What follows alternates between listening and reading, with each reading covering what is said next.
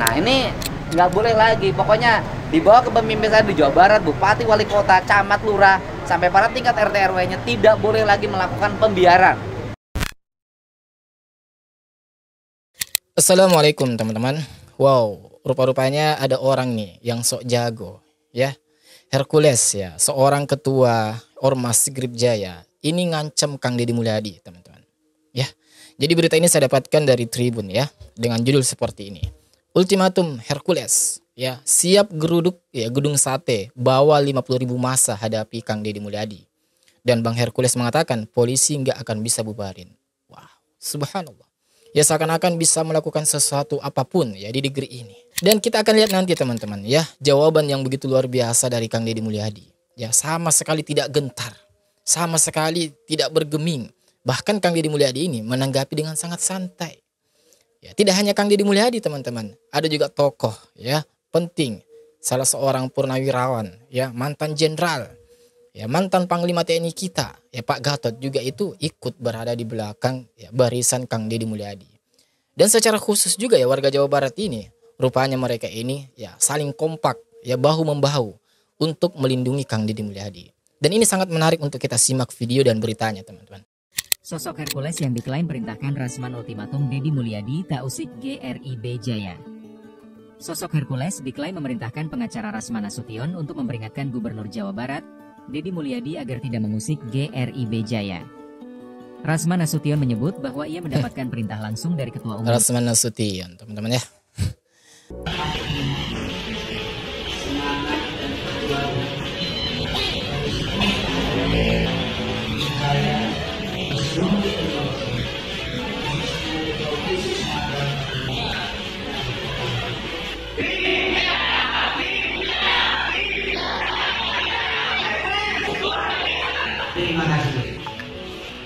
Hercules sendiri dikenal mantan preman sekaligus penguasa Tanah Abang.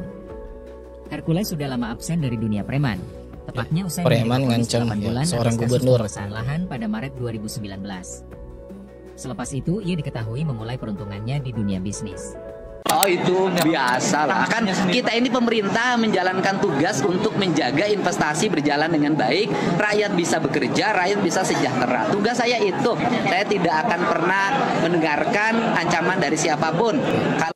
Beliau tidak bergeming teman-teman. Kalau itu mengganggu kinerja saya akan mendengarkan kritik siapapun kalau itu bermanfaat bagi kepentingan masyarakat Jabar. Masalah Hercules ini kurang ini orang, tidak tahu diri, gitu loh.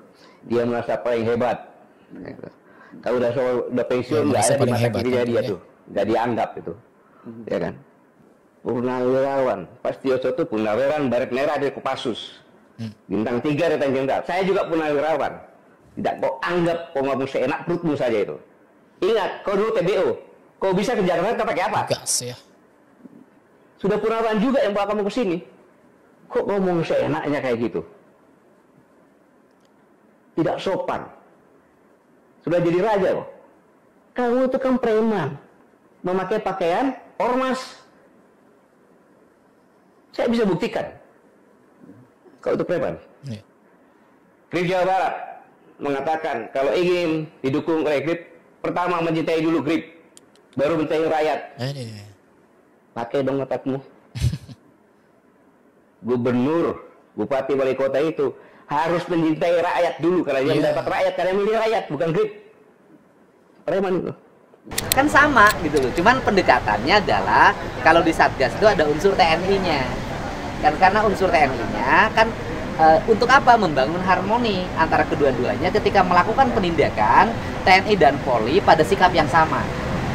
Jadi saya sampaikan lah, problem akut dari negeri ini termasuk di Provinsi Jawa Barat itu adalah pembiaran. Misalnya bangunan liar di trotoar dibiarkan, bangunan liar di atas tanah daerah marka jalan dibiarkan, bangunan liar di atas sungai dibiarkan, bangunan liar di atas permukaan laut dibiarkan. Yang tidak adalah bangunan liar di udara. Sampai sekarang belum ada yang berani bangun. Nah, pembiaran itu terjadi kenapa? Semua orang cuek. Lurah-lurah yang seharusnya secara teknis mengetahui lingkungan itu melakukan pembiaran. Bukan hanya di kota, di desa juga sama seperti itu. Ini problem loh, ini problem. Sehingga sampah dibiarkan.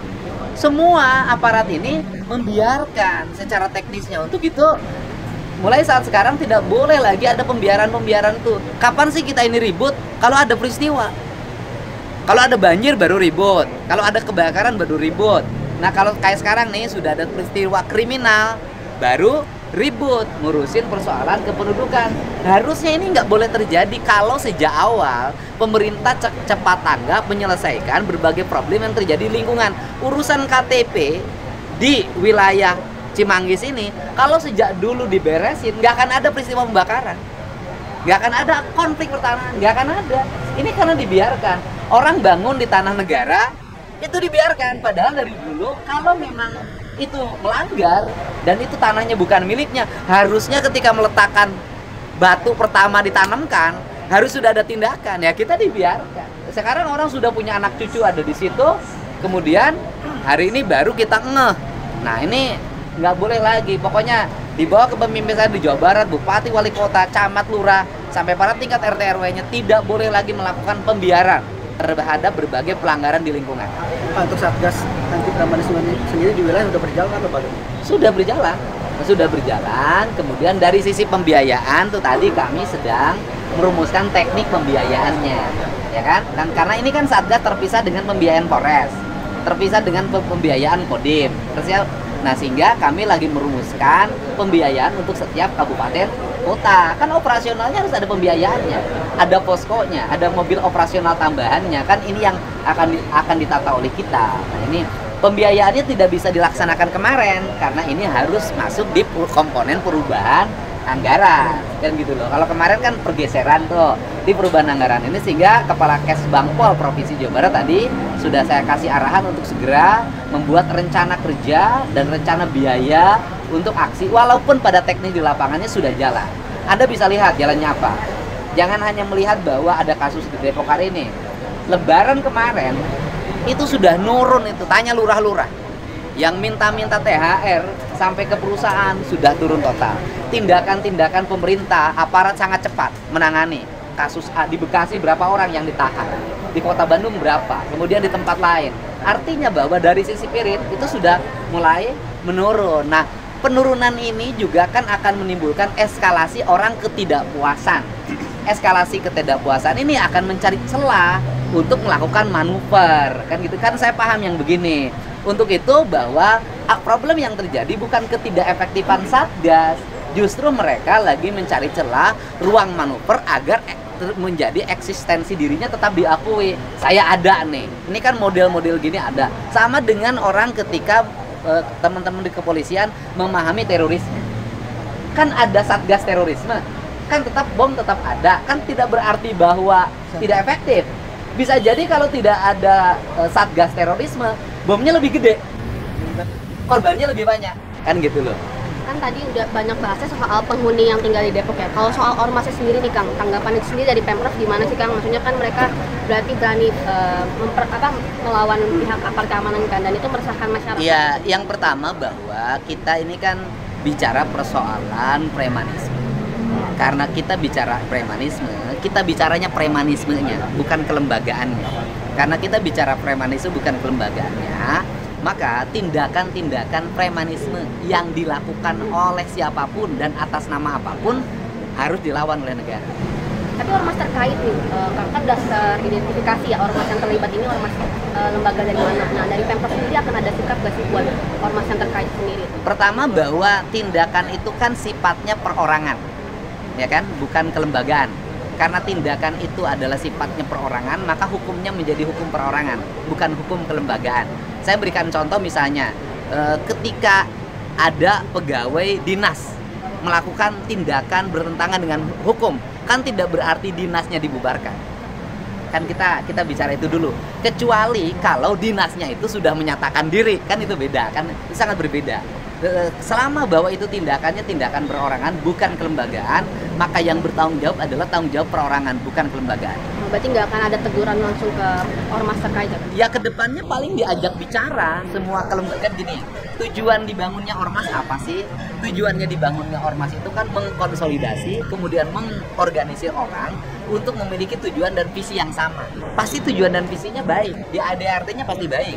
Untuk itu harus dilakukan pembinaan. Artinya bahwa ormas-ormas segera mengidentifikasi anggota-anggotanya yang dinilai melakukan aksi premanisme. Kalau anggota-anggotanya dinilai melakukan aksi premanisme atau mengatasnamakan lembaganya, melakukan tindakan-tindakan yang melawan hukum, maka pimpinan organisasinya harus segera melakukan pemberhentian, pemecatan, dan pembekuan kelembagaan. Ya itulah tadi teman-teman ya. Ya seperti inilah akibat. Ya ketika negara kita ini seakan-akan ya tidak bersikap tegas ya terhadap oknum-oknum daripada ormas yang model-modelan seperti ini, teman-teman. Dan lagi-lagi teman-teman ya disinilah yang membuat saya ini ya kagum sosok Kang Deddy Mulyadi. Ya kagumnya kenapa? Karena ya biarpun Kang Deddy Mulyadi ini dikecam, ya bahkan diancam-ancam dan lain sebagainya, ya Kang Deddy Mulyadi itu tetap tenang, ya tetap tegar, gak mundur walaupun selangkah, teman-teman. Ya sudah kita dengar tadi ya bagaimana tanggapan, ya respon dengan sangat santai dari Kang Deddy Mulyadi, yang menanggapi ancaman daripada Hercules. Ya Allah, ya sangat beliau ini kita lihat nampak dari gestur tubuh atau wajah beliau itu sama sekali tidak merasa khawatir atau dan lain sebagainya, karena beliau itu merasa bahwa apa yang saya perjuangkan itu adalah hal yang baik, hal yang positif, hal untuk masyarakat, hal untuk rakyat ya. Walaupun sekalipun beliau harus mendapatkan suatu resiko yang tidak diinginkan ya, sekalipun misalkan ya beliau tetap tenang ya, beliau akan terima konsekuensi itu. Dan hal ini senada teman-teman dengan konsep kita dalam agama Islam. Ya, ketika kita berjuang nih, ya, berjihad fisabilillah, ya menegakkan amar ma'ruf, menegakkan kebaikan untuk kemaslahatan umum. Kemudian kita mengalami sesuatu yang tidak diinginkan bahkan sampai mungkin seperti ini. Ya, maka insya Allah kita akan digolongkan sebagai syahid. Ya. Jadi ini adalah nilai-nilai positif yang dicontohkan oleh Kang Deddy Mulyadi, teman-teman. Dan saya pribadi ya mengajak kepada Anda semua, ya khususnya kepada warga Jawa Barat, mari kita bersama-sama bahu-membahu ya berada di barisan Kang Deddy Mulyadi khusus masalah ini, teman-teman. Ya, karena apapun itu yang namanya premanisme, ya ketika sudah menabrak hukum-hukum yang berlaku di negeri ini, maka harus kita lawan, teman-teman. Ya. Dan kepada Kang Deddy Mulyadi kita harus dukung. Ya, kita harus support beliau. Buktikan bahwa Kang Deddy Mulyadi itu tidak sendiri. Dan kita sebagai warga Jawa Barat yang mencintai sosok pemimpin seperti itu, maka kita harus dukung. Ya, kita harus berada di belakang beliau, teman-teman. Ya semoga video ini bermanfaat untuk kita semua, teman-teman. Dan seperti biasa, bagaimana tanggapan kalian? Ya silakan tinggalkan jejak kalian di kolom komentar di bawah. Dan insya Allah kita ketemu lagi di video selanjutnya. Wassalamualaikum warahmatullahi wabarakatuh. Barakallahu fikum.